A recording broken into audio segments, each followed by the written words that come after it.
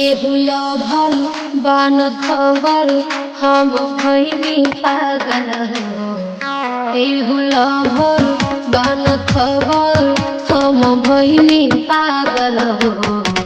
ए सट गए उस शादी कोके बड़ो भागल हो। ए सट गए उस शादी कोके बड़ो भागल हो। जग रूठी साथ न छोटी नहीं तोहर से लागल हो। जग रूठी साथ न छोटी नहीं तोहर से लागल हो। ए सट गए उस शादी कोके बड़ा भागल हो। ए सट गए उस शादी कोके बड़ा भागल हो।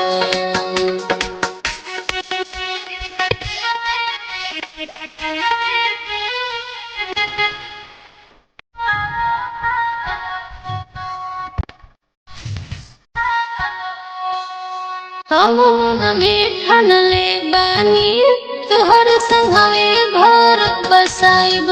सबका सोझा डला से नुरवा अब गइला काहे डेराई। हम में ठनले बानी तोहर संगवे घर बसाइब।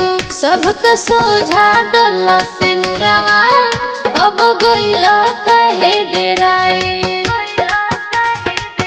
हम भइली बदनाम रही रात भर जागल हो। हम भइली बदनाम रही रात भर जागल हो। ए सट गए उस शादी कोके बड़ा भागल हो। ए सट गए उस शादी कोके बड़ा भागल हो।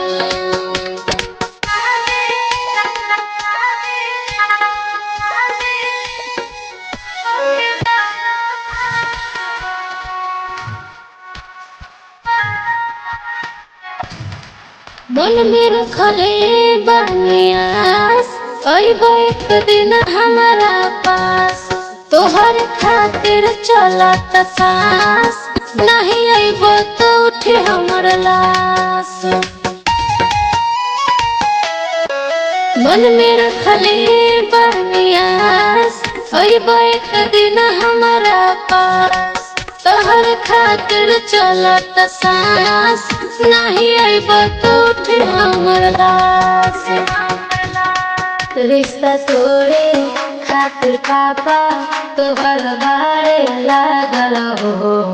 रिश्ता तोड़े खातिर पापा तोहर बारे लागल हो।